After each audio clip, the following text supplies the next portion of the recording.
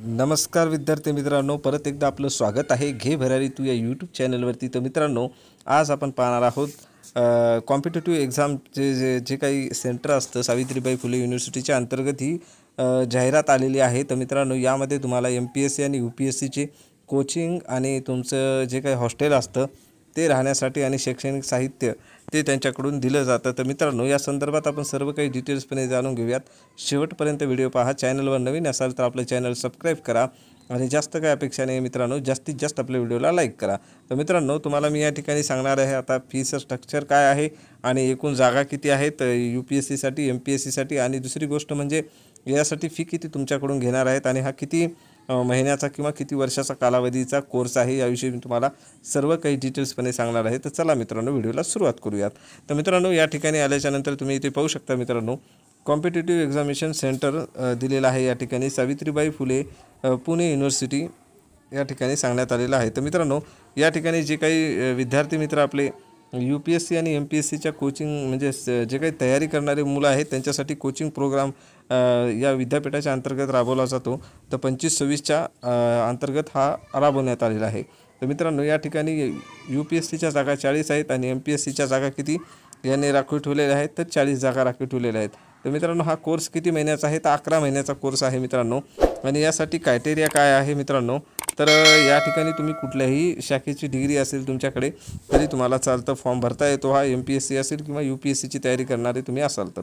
तर मित्रांनो, या ठिकाणी आता फीचं स्ट्रक्चर काय आहे बघा. या ठिकाणी जे ओपन कॅटेगरीचे विद्यार्थी मित्र आहेत आपले त्यांच्यासाठी जे रिझर्व कॅटेगरीचे कॅन्डिडेट आहेत त्यांच्यासाठी 600 रुपये आणि जे ओपन कॅटेगरीचे आहेत त्यांच्यासाठी 800 रुपये फी आहे मित्रांनो. आणि त्यानंतर तुमची ते एक्झामिनेशन फी झाली मित्रांनो. आणि तुमच्या कोर्सची फी किती आहे, तर कोर्सची फी जे रिझर्व कॅटेगरीचे कॅन्डिडेट आहेत त्यांच्यासाठी 7,500 रुपये आहे आणि जे ओपन कॅटेगरीचे विद्यार्थी आहेत त्यांच्यासाठी 30,000 रुपये आहे मित्रांनो ही फीस. त्या ठिकाणी तुम्हाला सर्व काही सुविधा भेटणार आहेत. आणि दुसरी गोष्ट विद्यार्थी मित्रांनो, तुम्हाला अजून एक सांगण्यात आलेली, जे विद्यार्थी मित्र आता ॲडमिशन करण्यासाठी म्हणजे त्यावेळेस ज्या सिलेक्शन झाल्याच्यानंतर तुमचं ॲडमिशन करताना तर त्यावेळेस तुम्हाला 2,000 रुपये तुमच्याकडून ॲडमिशन फी येणार आहे त्या ॲडमिशनच्या टाईमच्या वेळेस, आणि तुम्हाला ती रिफंडेबल असणार आहे. तुम्हाला ती पैसे रिटर्न भेटणार आहेत 2,000 रुपये भरल्याच्या नंतर. तर या ठिकाणी तुम्हाला अजून काय सांगण्यात आलेलं आहे बघा मित्रांनो, रिझर्वेशन कशा पद्धतीने दिलेलं आहे. तर या ठिकाणी इथे पाहू शकता 30% जी जागा आहेत, सीट आहेत मैत्री म्हणजे ते वुमनला देण्यात आलेले आहेत राखीव. आणि दुसरी गोष्ट जी मेरिटनुसार लिस्ट आहे त्याच्यानुसार ते ठरवणार आहेत द्यायच्या वगैरे.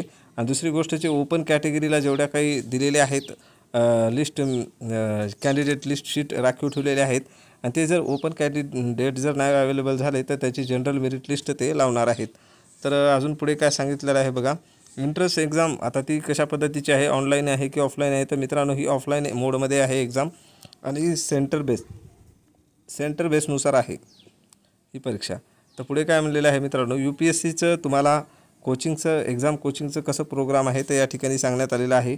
ॲप्टिट्यूड टेस्ट आहे मित्रांनो, 30 मार्काची आहे म्हणजे 30 क्वेश्चन आहेत. आणि जनरल ॲप्टिट्यूड आहे ते जनरल स्टडीचं आहे, ते किती 70 मार्काचं म्हणजे 70 क्वेश्चन आहे आणि टोटल मिळून किती 100 मार्काचं पेपर आहे मित्रांनो. आणि त्यामध्ये तुम्हाला 2 प्रकारचे मीडियममध्ये तुम्ही पेपर देऊ शकता, इंग्लिश किंवा मराठीमध्ये. आणि ह्या किती 90 मिनिटाचा कालावधीचा आहे. आणि तुम्हाला निगेटिव्ह कसं आहे 1/3 एक्झाम म्हणजे निगेटिव्ह मार्किंग आहे मित्रांनो. आणि तुमचा सिलेबस काय असेल तर जो काही UPSCचा प्रीचा एक्झाम असतो सिलेबस त्याच्यानुसार ही परीक्षा असणार आहे.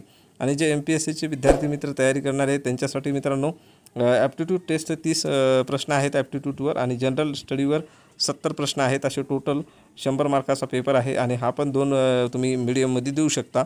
आणि यांचा पण 90 मिनिटाचा कालावधी आहे आणि हे पण 1:3 निगेटिव्ह सिस्टीम आहे. तर याचा पण सिलेबस सेम आहे मित्रांनो. या परीक्षेचा पण MPSCच्याच जे प्रिलिम एक्झाम असते त्याच्यानुसारच आहे. तर मित्रांनो, आता फॉर्म कसा भरायचा तुम्हाला मी सांगतो आहे. तर मित्रांनो, या वेबसाईटवरती यायचं आहे तुम्हाला. वेबसाईटवरती आल्याच्यानंतर तुम्हाला त्याच्यामध्ये जाऊन लॉग इन वगैरे करायचं आहे. हे सर्व झाल्याच्यानंतर तुम्हाला एक ID आणि पासवर्ड भेटेल, त्याच्यानुसार तुम्हाला तिथे करायचं आहे अप्लाय.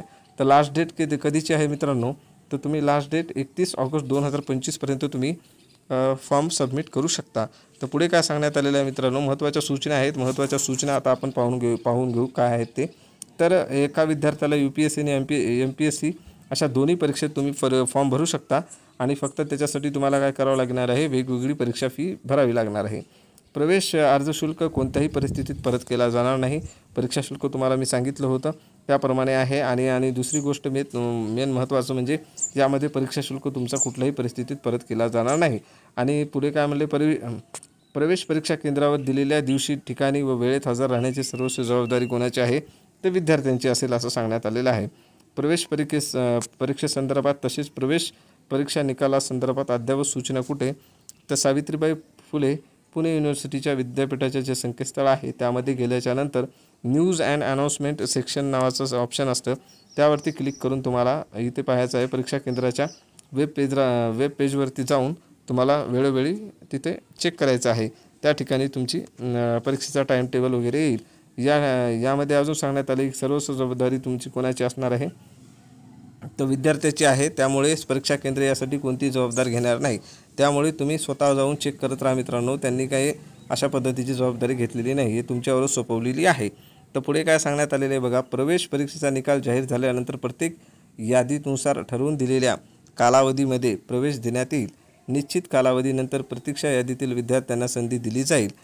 त्यामुळे अगोदरच्या यादीतील निवडलेल्या विद्यार्थ्यांना त्या जागेवर कोणत्याही प्रकारचा दावा करता येणार नाही. प्रशिक्षण, कोचिंग असेल, शुल्क परतावा, फीस रिफंड सावित्रीबाई फुले विद्यापीठ जी काही त्यांच्या सूचना आहेत त्यांच्यानुसार केली जाईल. जी काही रिफंडची फीस असेल वगैरे, जी काही कोचिंगची शुल्क असेल ती कोणत्या त्या विद्यापीठाच्यानुसार सूचनेच्या नियमानुसार केली जाईल असं सांगण्यात आलेलं आहे. इंडक्शन कार्यक्रमाचे तसेच बॅच चालू होण्यासंदर्भात वेळापत्रक तपासणे ही सर्वस्वी कोणाची जबाबदारी आहे, तर विद्यार्थ्यांची जबाबदारी आहे असं सांगण्यात आलेलं आहे. जर विद्यार्थी परीक्षेसंदर्भात कोणतीही माहिती मिळवण्यास यशस्वी झालास त्यास त्वरित स्पर्धा परीक्षा केंद्रास फोनद्वारे किंवा ईमेलद्वारे संपर्क साधावा, जेणेकरून विद्यार्थ्याला याबाबत योग्य ती माहिती मिळू शकेल. तर मित्रांनो, या ठिकाणी काय सांगण्यात आले, तुम्हाला जर स्पर्धा परीक्षा केंद्राविषयी काही तुम्हाला माहिती मिळत नसेल तर तुम्ही त्यांना ईमेल करू शकता किंवा त्यांना कॉन्टॅक्ट करून तुम्ही संपर्क साधू शकता असं या ठिकाणी सांगण्यात आलेलं आहे. तर पुढे काय म्हणलेलं आहे बघा, जे विद्यार्थी मित्र आहेत त्यांची हजेरी किती, 75% हजेरी भरणे अनिवार्य आहे दर महिन्याला असं सांगण्यात आलेलं आहे. सर्व विद्यार्थ्यांची, जे विद्यार्थी या परीक्षेच्या नंतर क्वालिफाय झाले आणि सर्व काही त्यांचं सुरळीत चालू असेल तर 75% तुमची उपस्थिती असणे अनिवार्य आहे. वसतिगृहाच्या जागाची उपलब्धता वाटप हे सावित्रीबाई फुले पुणे विद्यापीठ व स्पर्धा परीक्षा केंद्राच्या सक्षम अधिकाऱ्याच्या परवानगीच्या अधीन राहून, तसेच या कालावधी जे काही बॅच संपल्यानंतर, तर जे काही म्हणजे तुम्हाला काय सांगण्यात आलेलं आहे मित्रांनो, सरळ या ठिकाणी, तर जे विद्यार्थी मित्र आपले वसतिगृहामध्ये राहतात आणि तुमचे जर ज्यावेळेस संपून गेले तुमची बॅचचा कालावधी संपल्याच्यानंतर तुम्हाला त्याच्यावरती कुठेही तुमचा दावा करता येणार नाही. वसतिगृह असेल, ग्रंथालय असेल किंवा वाचनालय असेल, यावर कुठल्याही प्रकारचा दावा करता येणार नाही असं सांगण्यात आलेलं आहे. परीक्षेच्या वेळी गैरहजरला आळा बसण्यासाठी उमेदवाराला ओळख पटवून नोंद घेण्यात येईल. म्हणजे उदाहरणार्थ मित्रांनो, परीक्षेच्या दिवशी तुमच्याकडे तुमचा ID प्रूफ असणं गरजेचं आहे असं सांगण्यात आलेलं आहे. आता परीक्षेचे तारखा कशा आहेत तर मित्रांनो, UPSC आणि MPSCच्या दोन्हीचं कार्यक्रमाचं त्यांच्या वेबसाईटवरती तुम्हाला दिसणार असं सांगण्यात आलेलं आहे. आणि प्रवेशपत्राच्या उपलब्धतेबद्दल तसेच संकेतस्थळावर अर्जदारांना माहिती देण्यात येईल असं सांगण्यात आलेलं आहे. आता इंटरेस्ट डेट तेच इंग्लिशमध्ये सांगण्यात आलेलं आहे, जे वरती मराठीमध्ये सांगलं आहे. आणि तुम्हाला काही जरी अडचण आली असेल तो तुम्ही या ठिकाणी संपर्क साधू शकता, त्यांचा इथे नंबर दिलेला आहे. तर अशा पद्धतीची माहिती होती. माहिती कशी वाटली नक्कीच कळवा. माहिती आवडली असेल तर लाईक करा, शेअर करा आणि आपल्या चॅनलला सबस्क्राईब करा. थँक्यू मित्रांनो.